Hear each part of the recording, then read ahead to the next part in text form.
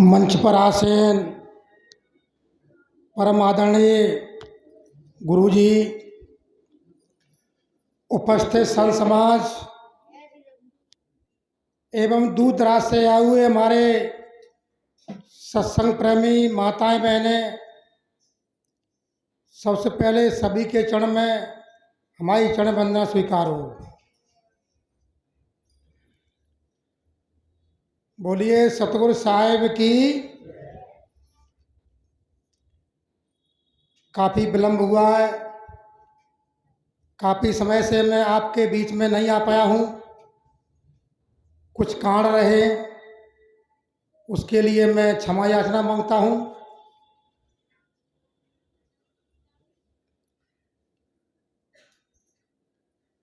आज का ऐसे तो मैं कुछ नहीं कहूँगा, दो शब्दों अपनी बात खत्म करूँगा। कबीर साहब की एक साखी से कबीर साहब ने कहा है, काल करे सो आज कर, आज करे सो अब, और पल में प्रलय होएगी, बहुर करोगे कब। अक्सर देखा है, यदि कहीं सत्संग का प्रोग्राम 3 दिन का है, अक्सर हम आप सोचते हैं आज नहीं चलेंगे, लास्ट दिन चलेंगे, लास्ट घड़ी में चलेंगे।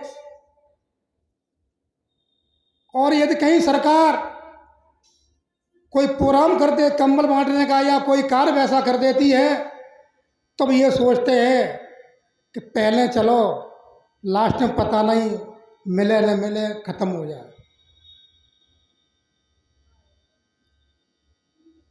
इसी पर युधिष्ठिर की बात चल रही है। युधिष्ठिर जी का दरबार लगा हुआ था। एक दिन की बात है, एक याचक जो है युधिष्ठिर के दरबार में आते हैं और उन्होंने उनसे कुछ मांगा। तो युधिष्ठिर जी ने कहा, जाइए, आज नहीं, हम आपको कल देंगे। और उनके यहाँ एक घंटा टंगा हुआ था उनके दरबार में। उस घंटे का नियम था कि जो भी एक राजा पर विजय प्राप्त करके आता था, 1 घंटा बजाता था। दो राजाओं ने प्राप्त की, 2 घंटे बजाए। 3 पर प्राप्त की, 3 घंटे बजाए। यानी जितने युद्ध वो जीतता था, उसमें विजय प्राप्त करता था, उतने घंटे बजते थे। ये उस घंटे का नियम था। तो जैसे ही वो याचक वहां से गया, युधिष्ठिर ने कहा, आप जाइए, आप कल आना, कल हम जो कुछ देंगे कल देंगे आपको। इतनी बात सुनी, याचक वहां से चला गया। थोड़ी देर में भीम आते हैं और वो घंटे को बजाने लगे। 1 बजाया, 2 बजाए, 3 बजाए, 4 बजाए, बिनी वो लगातार बजाते ही रहे। एकदम पूरे जो है राज सिंहासन में हल्ला हो गया, हड़कंप मच गया कि ऐसा कौन सा राजा है जिसने इतने युद्ध जीत लिए।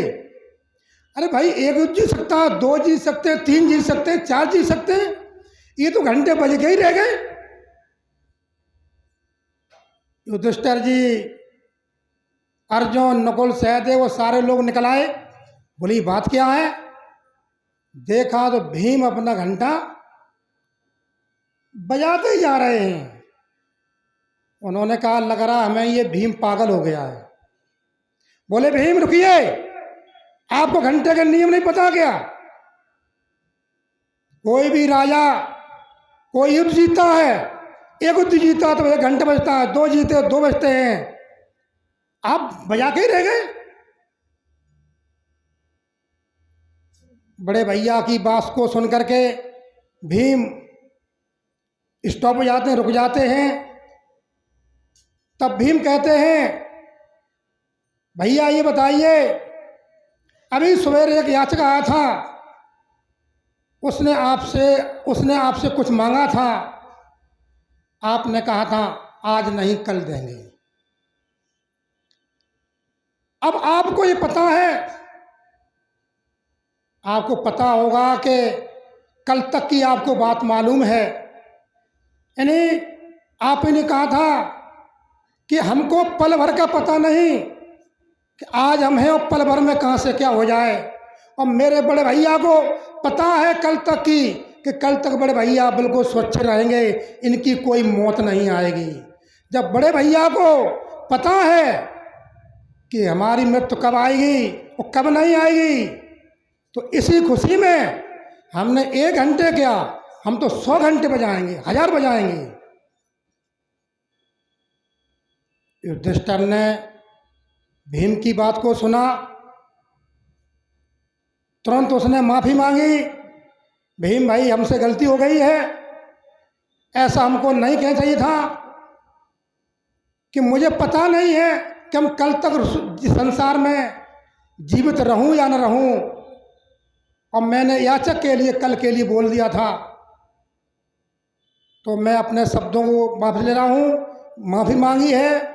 तभी कबीर साहब ने कहा था, आज करे सो आज कर, काल करे सो आज कर, आज करे सो अब, और पल में प्रलय होएगी बहुर करो। इसको कुछ लोग निगेटिव में ले जाता है। हमेशा हर पहलू के 2 अर्थ होते हैं, पॉजिटिव और निगेटिव।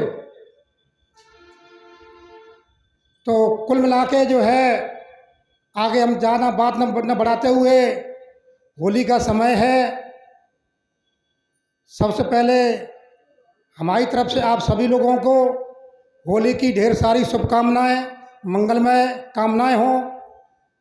और इन्हीं शब्दों के साथ मैं अपनी वाणी विराम देता हूँ। बोलिए सतगुरु साहिब की